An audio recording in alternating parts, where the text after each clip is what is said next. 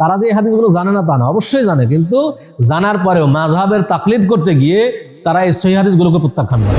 ইমামের পেছনে মুক্তাদি সূরা ফাতিহা পড়বে কি পড়বে না, একদল উলামা একরাম দিচ্ছেন কোরআনের আয়াত দলিল, আরেক দল দিচ্ছেন হাদিস। আমরা গ্রহণ করব কোনটা? সুন্নাত যদি ছুটে যায় সালাত বাতিলও নাই, আবার সজদাও লাগবে না।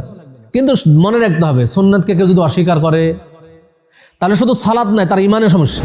সালাতে রফউল ইয়াদাইন নিয়ে 400 এর অধিক সহিহ হাদিস পাওয়া যায়, অথচ আমরা বলছি রফউল ইয়াদাইন না, এটা সুন্নাত নয়, মানসুখ হয়ে গেছে।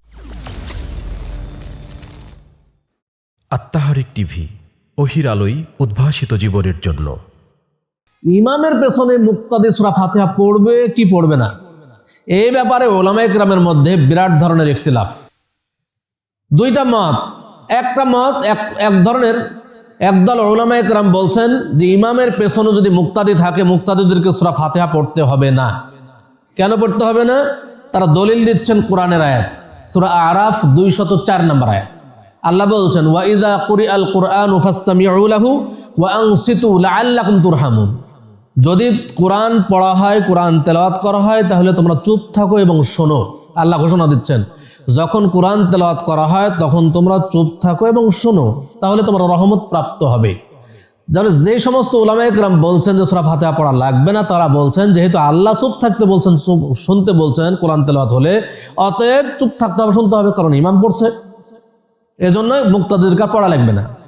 আর আরেক দল উলামায়ে কেরাম বলছেন না, সূরা ফাতিহা পড়া লাগবে। প্রত্যেক মুসল্লি, ইমাম হন, মুক্তাদি হন, একাকী সালাত আদায়কারী হন, প্রত্যেক সালাতে প্রত্যেক রাকাতে সূরা ফাতিহা পড়তে হবে, না হলে সালাত বাতিল। কেন বলছেন? রাসূল সাল্লাল্লাহু আলাইহি ওয়াসাল্লাম বলছেন লা সালাতা লিমান লাম ইয়াকরা বিফাতিহাতিল কিতাব। ওই ব্যক্তির সালাত হবে না যে ব্যক্তি সালাতে সূরা ফাতিহা পাঠ করবে না। একদা আবু হুরায়রা রাদিয়াল্লাহু তাআলা আনহু রাসূলুল্লাহ সাল্লাল্লাহু আলাইহি ওয়াসাল্লামের একটা হাদিস সাহাবায়ে কেরামের সামনে পেশ করছেন। তিনি বলছেন মান সাল্লা সালাতান লাম ইয়াকরা ফিহা বিউম্মিল কুরআন ফাহিয়া খিদাজুন ফাহিয়া খিদাজুন ফাহিয়া খিদাজুন। যে ব্যক্তি সালাত আদায় করলো কিন্তু সালাতের মধ্যে সূরা ফাতিহা পাঠ করলো না, তার সালাত অসম্পূর্ণ, তার সালাত অসম্পূর্ণ, তার সালাত অসম্পূর্ণ। এক সাহাবীর সাথে সাথে বলে উঠলেন যে ইন্না নাকুনা ওয়ারা আল ইমাম, হে আবু হুরায়রা, আমরা যখন ইমামের পেছনে থাকি তখন আমরাও কি পড়বো? তখন তিনি বলেন ইকরা বিহা ফি নাফসিক, হ্যাঁ তুমি যখন ইমামের পেছনে থাকবে তখন তুমি নিজে নিজেই সূরা ফাতিহা পড়ো। আরেকটা হাদিস রাসূল সাল্লাল্লাহু আলাইহি ওয়াসাল্লাম একদা সালাম ফেরানোর পরে মুক্তাদিদেরকে উদ্দেশ্য করে বলছেন যে হাল তাকরাউনা খালফা ইমামিকুম, এই তোমরা কি ইমামের পেছনে কিছু পড়ো নাকি? সাহাবায়ে কেরাম বললেন নাম ইয়া রাসূলুল্লাহ, হ্যাঁ আল্লাহ রাসূল সাল্লাল্লাহু আলাইহি ওয়াসাল্লাম, আমরা তো পড়ি। রাসূল সাল্লাল্লাহু আলাইহি ওয়াসাল্লাম বললেন লা তাফআলু ইল্লা বিফাতিহাতিল কিতাব, তোমরা ইমামের পেছনে সূরা ফাতিহা ব্যতীত অন্য কিছু পড়ো না। তাহলে সূরা ফাতিহা শুধু পড়তে হবে, অন্য কিছু পড়তে হবে না। তাহলে রাসূল আরো বেশ কিছু হাদিস, তো এই হাদিসগুলোর ভিত্তিতে একদল উলামায়ে কেরাম বলছেন অবশ্যই সূরা ফাতিহা পড়া লাগবে, না হলে সালাত বাতিল। এখন একদল উলামায়ে কেরাম দিচ্ছেন কোরআনের আয়াত দলিল, আরেক দল দিচ্ছেন হাদিস। আমরা গ্রহণ করব কোনটা? কিভাবে সমাধান নেব? সমাধান নিতে গেলে আমাদেরকে এইভাবে সমাধান নিতে হবে যে প্রথমত বলবো যারা বলছেন সূরা ফাতিহা পড়া লাগবে না, দলিল দিচ্ছেন কোরআনের আয়াত। কোরআনের আয়াত হলো যে যখনই রাত করা হবে তখন তোমরা চুপ থাকো, শোনো। এখন প্রশ্ন হলো যে 5 ওয়াক্ত ফরজ সালাতের 5 ওয়াক্ত ফরজ সালাতে কত রাকাত ফরজ সালাত? 17 রাকাত। 17 রাকাতের মধ্যে মাত্র 6 রাকাতে ইমাম জোরে কেরাত করে, যার কেরাত আমরা শুনতে পাই। 6 রাকাত কোনটা? মাগরিবের প্রথম 2 রাকাত, এশার প্রথম 2 রাকাত, ফজরের 2 রাকাত। এই 6 রাকাতে মাত্র আমরা ইমামের কেরাত শুনতে পাই। আমরা যদি এই আয়াতের উপরে আমল করতে চাই তাহলে মাত্র এই 6 রাকাতে আমল করা সম্ভব, কারণ এই 6 রাকাতে আমরা ইমামের কেরাত শুনতে পাই। চুপ থাকা একটা ব্যাপার আছে, কিন্তু বাকি 11 রাকাত কোথায় গেল? যারা এই দলিল দিচ্ছে তারা আবার 11 কোনো রাকাতেই তারা সূরা ফাতিহা পড়ে না। তাহলে এই আয়াতের অনুসরণ করতে গেলে মাত্র 6 রাকাতে করা সম্ভব, বাকি 11 রাকাতে করা সম্ভব নয়। এখন আবার দ্বিতীয়ত যারা এই দলিল দিচ্ছেন কোরআনের আয়াত এবং যারা এই কোরআনের আয়াত দিয়ে বলছেন সূরা ফাতিহা পড়া লাগবে না, তাদের কিন্তু কেউ এই কথা বলেননি যে কেউ যদি ইমামের পেছনে সূরা ফাতিহা পড়ে তার সালাত বাতিল, এ কথা কেউ বলেননি, বরং তারা বলছেন পড়া লাগবে না। কিন্তু আরেক দল উলামায়ে কেরাম বলছেন সূরা ফাতিহা না পড়লে সালাত বাতিল। অতএব এখানে সমাধান হিসেবে রাসূলের একটা হাদিস গ্রহণ করতে হবে আমাদের সমাধানের জন্য। কি হাদিস? রাসূল সাল্লাল্লাহু আলাইহি ওয়াসাল্লাম বলছেন দা মা ইউরিবুকা ইলা মা লা ইউরিবুক, তোমার কাছে যেটা সন্দেহযুক্ত মনে হয় সেটা থেকে দূরে থাকো এবং সন্দেহ মুক্ত কাজ করো। সন্দেহমুক্ত কাজ করতে হবে। যদি আমরা ইমামের পেছনে সূরা ফাতিহা পাঠ করি কারো নিকটেই সালাত বাতিল নয়, কিন্তু যদি না পাঠ করি একদল উলামায়ে কেরামের নিকট বাতিল, এবং তাদের পক্ষে বহু হাদিস রয়েছে, অনেক হাদিস, স্পষ্ট হাদিস। অতএব আমরা সন্দেহমুক্ত আমল আমাদেরকে করতে হবে। সন্দেহমুক্ত আমল করতে গেলে অবশ্যই প্রত্যেক মুসল্লিকে প্রত্যেক রাকাতে প্রত্যেক সালাতের সূরা ফাতিহা পাঠ করতে হবে। আপনি যদি মজবুক মুসল্লি হন, আমরা অর্থাৎ এক রাকাত দুই রাকাত আপনার ছুটে গেছে, ইমাম দুই দিকে সালাম ফেরানো শেষ করবে, তারপর আপনি উঠে দাঁড়াবেন বাকি সালাত আদায় করার জন্য। কিন্তু ইমাম সালাম ফেরানো শুরু করলে আমরা উঠে দাঁড়িয়ে যাই, এটা নয়, এটা সহি নয়। বরং সর্বাধিক সহি হলো ইমাম দুই দিকে সালাম ফেরানো শেষ করলে উঠে দাঁড়াবো।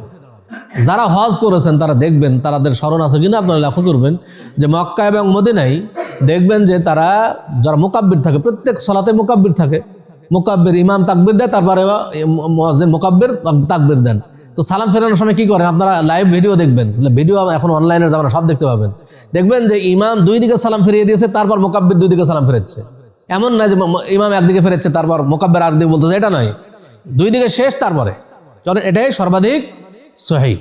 যেমন হাত বাঁধা সুন্নাহ, পায়ে পা মিলানো সুন্নাহ, জোরে আমিন বলা সুন্নাহ, এগুলো সব সুন্নাহ। এখন আমরা বললাম যে সুন্নাত পালন না করলে বা সুন্নাত যদি ছুটে যায় সালাত বাতিলও নাই, আবার সজদাও লাগবে না।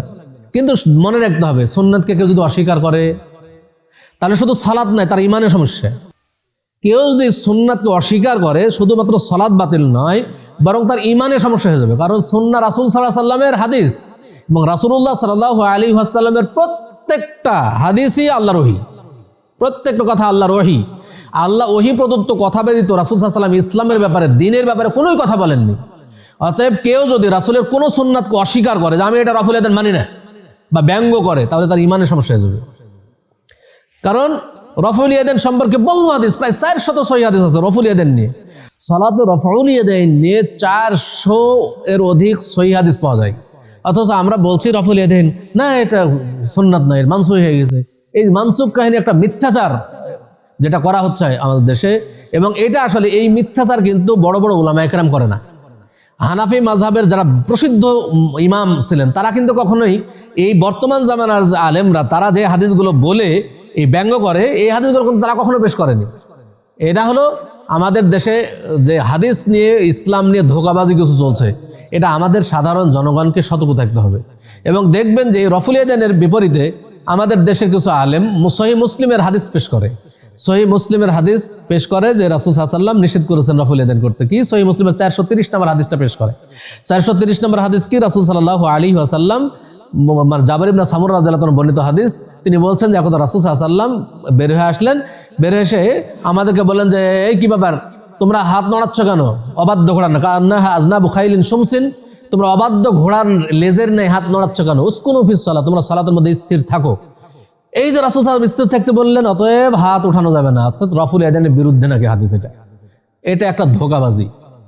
রাসূল সহিহ মুসলিমের এটা 27 নম্বর অনুচ্ছেদের হাদিস, কিতাবুস সালাতের 27 নম্বর বাব 27 নম্বর অনুচ্ছেদের হাদিস তার পেশ করে। অথচ সহিহ মুসলিমের 9 নম্বর অনুচ্ছেদ হচ্ছে রফুল ইয়াদানের অনুচ্ছেদ। 9 নম্বর সহিহ মুসলিম সালাত অধ্যায়ের 9 নম্বর অনুচ্ছেদটা আপনার খুলে দেখবেন, এটা সালাতের মানে রফুল ইয়াদান যে করতে হবে তার পক্ষে মানে অনুচ্ছেদ, এবং সেখানে রফুল ইয়াদান করার পক্ষে হাদিস বর্ণনা করা হয়েছে। রফুল ইয়াদান করতে হবে, রাসূল সাল্লাল্লাহু আলাইহি ওয়াসাল্লাম করেছেন, সাহাবায়ে কেরাম করেছেন, এই হাদিসগুলো বর্ণনা করা হয়েছে। 27 নম্বর অনুচ্ছেদটা কি? সালামের বৈঠকের অনুচ্ছেদ। সেখানে পরপর 3টা হাদিস বর্ণনা করেছে, 430, 431, 432, 3টা হাদিস একই রাবি থেকে, জাবের ইবনে সামুরা রাদিয়াল্লাহু আনহু থেকে, এবং 3টা হাদিসে একইভাবে বলা হয়েছে। প্রথম হাদিসে সংক্ষিপ্ত, তারপরে হাদিস বিস্তারিত। রাসূল সাল্লাল্লাহু আলাইহি ওয়াসাল্লাম কি হাদিসগুলো কি বা সালামের বৈঠকে কি? জাবের ইবনে সামুরা রাদিয়াল্লাহু আনহু বলছেন যে আমরা যখন সালামের বৈঠকে থাকতাম, যখন সালাম ফিরাইতাম তখন আমরা ইশারা করে সালাম ফিরাইতাম, যে আসসালামু আলাইকুম ওয়া রাহমাতুল্লাহ, আসসালামু আলাইকুম, হাত দিয়ে ইশারা করে সালাম ফিরাইতেন। রাসূল সাল্লাল্লাহু আলাইহি ওয়াসাল্লাম এই হাত দিয়ে ইশারা করে সালাম ফেরানো দেখে বলছেন যে কি ব্যাপার, আমি তোমাদেরকে অবাধ্য ঘোড়ার লেজের নেই সালাম ফেরাই মানে হাত নড়াইতে দেখছি কেন? তোমরা তোমাদের হাতকে তোমাদের রানের উপর রাখো। এইভাবে স্পষ্ট হাদিস, তোমরা তোমাদের রানের উরুর উপরে হাত রাখো এবং তোমরা শুধু ডান দিকে এবং বাম দিকে মাথা ঘোরাও এবং সালাম ফেরাও, তোমরা হাত দিয়ে ইশারা করো না। এত স্পষ্ট হাদিস, অথচ এই 430 নম্বর হাদিসটা আমাদের সাধারণ জনগণের সামনে বলে আমাদের মাঝে একটা ধোঁকাবাজি প্রতারণায় লিপ্ত হয়েছে। আমাদের দেশের অনেক উলামায়ে কেরাম তারা যে এই হাদিসগুলো জানে না তা না, অবশ্যই জানে, কিন্তু জানার পরেও মাযহাবের তাকলিদ করতে গিয়ে তারা এই সহিহ হাদিসগুলোকে প্রত্যাখ্যান করে। মাযহাবকে টিকানোর জন্য তারা সহিহ হাদিসগুলো প্রত্যাখ্যান করে। অতএব আমরা আমাদেরকে দেখতে হবে যে হাদিসগুলো কি। আলহামদুলিল্লাহ, তাহলে রফুল ইয়াদাইন এটা করা সুন্নাহ। এই সুন্নাতকে কেউ যদি বলে যে ব্যঙ্গ করে, অস্বীকার করে, তাহলে তার ঈমান সমস্যা হবে, ঈমানের ঘাটতি হবে এবং তাকে ঈমান ভঙ্গ হয়ে হবে যদি রাসূলের সুন্নাতকে কেউ ব্যঙ্গ করে। রাসূলের কোনো সুন্নাতকে অস্বীকার করার কোনো সুযোগ নাই। কেউ যদি করে তাহলে ঈমান নষ্ট হয়ে যাবে। যেমন পায়ে পা মেলানো, পায়ে পা মেলানোর জন্য কত হাদিস। পায়ে পা মেলানোর ব্যাপারে হ্যাঁ রাসূল সাল্লাল্লাহু আলাইহি ওয়াসাল্লাম বলছেন, আকিমু সুফুফাকুম, তোমরা কাতার সোজা করো, ওয়া তারাসসু, তোমরা একে অপরে মিলিয়ে দাঁড়াও। তারাসসু শব্দের অর্থ হলো যে একটা ইট আরেকটা ইটের সাথে মিলিয়ে দিলে যেমন হয় সেটাকে বলা হয় তারাসসু। তোমরা একে অপরের সাথে মিলিয়ে দাঁড়াও। ওয়াসুদ্দুল খালাল, এতগুলো কথা। ওয়াসুদ্দুল খালাল, তোমরা পরস্পরের মধ্যে ফাঁকা বন্ধ করো। ওয়ালা তাযারু ফুরুজাতিল লিশ-শায়তান, তোমরা শয়তানের জন্য তোমাদের পরস্পরের মধ্যে ফাঁকা জায়গা রেখো না। একটা হাদিসের মধ্যে রাসূল এত কথা বলছেন যে তোমরা কাতার সোজা করো, তোমরা একে অপরের সাথে মিলিয়ে দাঁড়াও, তোমরা পরস্পরের মধ্যে ফাঁকা বন্ধ করো, শয়তানের জন্য ফাঁকা জায়গা রেখো না। একটা হাদিসের মধ্যে এতগুলো কথা, অথচ আমাদের দেশে এবার ফাঁকা ফাঁকা হয়ে দাঁড়ায়। রাসূল সব সুন্নাতকে অস্বীকার করে ফেলল। কোনো হাদিস নাই পায়ে পা ফাঁকা করে দাঁড়ানোর ব্যাপারে। একটা জাল হাদিসও নাই যে ফাঁকা হয়ে দাঁড়াতে হবে, জাল বানোয়াট হাদিসও নাই। এখন কি তাদের এক যুক্তি যে পায়ে পায়ে লাথি লাগবে, এই যে অসম্মান নাকি হবে। রাসূল সাল্লাল্লাহু আলাইহি ওয়াসাল্লাম বলছেন পায়ে পা মিলিয়ে দাঁড়াও, আর তারা নাকি অসম্মান হবে। নাউজুবিল্লাহ। আল্লাহ রাসূলের সুন্নাতকে প্রত্যাখ্যান করার জন্য কত শয়তান কিভাবে কাজ করছে আসলে। অতএব আমরা অবশ্যই পায়ে পা মিলিয়ে সুন্দরভাবে দাঁড়াবো। এটা রাসূলুল্লাহ সাল্লাল্লাহু আলাইহি ওয়াসাল্লামের সুন্নাত। রাসূল সাল্লাল্লাহু আলাইহি ওয়াসাল্লাম কোনো সুন্নাতকে অবহেলা অবজ্ঞা করা যাবে না। যদি করে তাহলে তার ঈমান নিয়ে সমস্যা হয়ে যাবে। এরপরে আমাদের যে জোরে আমিন বলি, জোরে আমিন বলা, এটা রাসূল সাল্লাল্লাহু আলাইহি ওয়াসাল্লাম অনেক হাদিস। রাসূল সাল্লাল্লাহু আলাইহি ওয়াসাল্লাম বলছেন, ইযা আম্মানাল ইমামু ফাআমিনু, যখন ইমাম আমিন বলবে তখন তোমরাও আমিন বলো। তো ইমাম আমিন বলবে মানে কি? ইমাম যখন ইমাম আমিন না শুনলে আমরা কিভাবে বুঝবো ইমাম আমিন বললো কিনা? তাহলে এই হাদিস পড়ো, এটা বুখারীর হাদিস। বলছে ইযা আম্মানাল ইমামু ফাআমিনু, যখন ইমাম আমিন বলবে তখন তোমরা আমিন বলো। ফাইন্নাহু মান ওয়াফাকা তা'মিনুহু তা'মিনাল মালায়েকাতি গুফিরা লাহু মা তাকাদ্দামা মিন যামবি, কারণ যার আমিন ফেরেশতাদের আমিনের সাথে মিলে যাবে তার পূর্বের সকল গুনাহ ক্ষমা করে দেওয়া হবে। এটা রাসূল সাল্লাল্লাহু আলাইহি ওয়াসাল্লামের হাদিস। তাহলে এত সুন্দর হাদিস, অনেক হাদিস আছে। এবং রাসূল সাল্লাল্লাহু আলাইহি ওয়াসাল্লাম হাদিস বলছেন, তিরমিজিতে এসেছে, তিরমিজিতে এসেছে, আবু দাউদে এসেছে। রাসূল সাল্লাল্লাহু আলাইহি ওয়াসাল্লাম বলছেন, ইযা ক্বালাল গায়রিল মাগদুবি আলাইহিম ওয়ালাদ-দাল্লিন, যখন ইমাম বলবে গায়রিল মাগদুবি আলাইহিম ওয়ালাদ-দাল্লিন ফাকুলু আমিন, তখন তোমরা আমিন বলো। ওয়া মাদ্দা বিহা সাওতাহু, হ্যাঁ, এবং আমিন বলবে কি? তার আওয়াজকে উঁচু করে আওয়াজ বলবে। ওয়া রাফা বিহা সাওতাহু, এক হাদিস এসেছে রাফা ইয়ারফাহু মানে উঁচু করা, মানে আওয়াজকে, সাওত মানে আওয়াজ। তাহলে রাফা বিহা সাওতাহু মানে যখন আমিন বলবে তখন যেন তার আওয়াজকে উঁচু করে বলে। এত স্পষ্ট ভাষা বলা হচ্ছে হাদিসে। অথচ আজকে আমাদের দেশে আমিন জোরে বললে অনেক জায়গায় এমনও ঘটনা ইতিপূর্বে ঘটেছে, এখন তো আলহামদুলিল্লাহ অনেক সহজ হয়ে গেছে।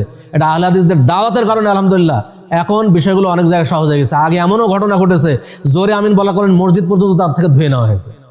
আলহামদুলিল্লাহ এখন সব জায়গায় আমিন জোরে হচ্ছে, কিছু না কিছু মুসল্লি পাওয়া যায় যারা আমিন জোরে বলে আলহামদুলিল্লাহ, এবং এই হাদিসগুলো অনুসরণ করে। এবং এমনকি ইবনু মাজাতে একটা হাদিস পাবেন, রাসূল সাল্লাল্লাহু আলাইহি ওয়াসাল্লাম বলছেন যে তোমাদের সালাম দেওয়া এবং আমিন বলার কারণে ইহুদি খ্রিস্টানরা যত হিংসা করে তোমাদের উপরে, অন্য কোনো কারণে এত হিংসা করে না।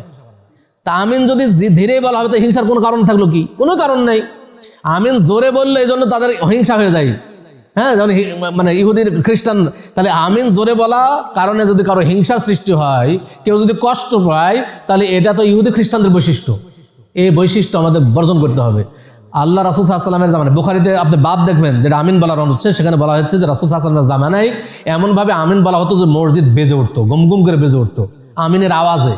তাহলে আমরা রাসূল সাল্লাল্লাহু আলাইহি ওয়াসাল্লামের সুন্নাত অনুযায়ী প্রত্যেকটা আমল করার চেষ্টা করবো ইনশাআল্লাহ। বিশেষ করে সালাত আদায় করব রাসূলুল্লাহ সাল্লাল্লাহু আলাইহি ওয়াসাল্লামের সুন্নাত অনুযায়ী। আমরা কেউ সালাত নিয়ে গাফেল থাকবো না। আমরা দুঃখ লাগে এক জায়গায় যে আমরা মুসলিমরা দুনিয়াবি ইলম হাসিলের জন্য আমরা বহু কিছু করি, অনেক চেষ্টা চালাই, অনেক টাকা পয়সা খরচ করি, অনেক মেহনত করি, কিন্তু আমরা কয়জন মুসল্লি আছি যে একজন আলেম আসলো আর বললো যে ভাই দেখেন তো আমার 2 রাকাত সালাত আদায় করছি, সালাতের কোন জায়গায় ভুল আছে একটু দেখেন তো। এই ভুল কিন্তু আমরা যাচাই করি না। অথচ এক কাঠা জমি কিনতে গেলে দলিল অনেক যাচাই করেন, জমির দলিল ঠিক আছে কিনা। কিন্তু আপনার ইবাদত, যে ইবাদতের মাধ্যমে আপনি জান্নাতে প্রবেশ করবেন, সেই ইবাদত যাচাই করার জন্য আমরা সামান্যতম চেষ্টা চালাই না। আমাদের চেষ্টা চালানো উচিত যে আমাদের শ্রেষ্ঠ ইবাদত সালাত যেন আমাদের ঠিক হয়। আমাদের আকীদা, আমাদের মুসলিমদের প্রধান বিভক্তির কারণ হলো আকীদা, বিশ্বাসগত সমস্যা। তা আমাদের আকীদা সহিহ আছে কিনা, আমাদের আকীদা রাসূল সাল্লাল্লাহু আলাইহি ওয়াসাল্লামের আকীদার সাথে মিলছে কিনা, সাহাবায়ে কেরামের আকীদার সাথে মিলছে কিনা, আমরা কয়জন তদন্ত করলাম? তদন্ত করি না। আমরা প্রত্যেকটা জিনিসই রাসূলের অনুযায়ী হচ্ছে কিনা, আমরা যাই করি না কেন আমরা দেখবো যে রাসূলের পদ্ধতিটা কি ছিল। এটা হলো মূল কথা।